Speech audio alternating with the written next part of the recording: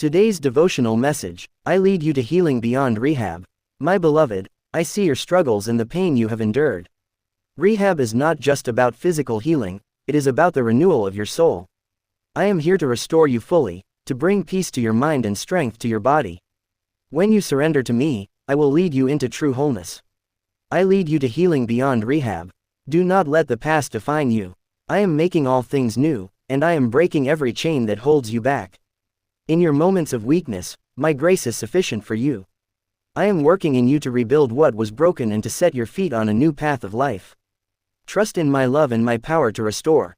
I will give you endurance for this journey and joy for the days ahead. Hold on to me, for I am your ultimate healer and your eternal hope. Verse: Therefore, if anyone is in Christ, the new creation has come, the old has gone, the new is here. 2 Corinthians 5:17 NIV.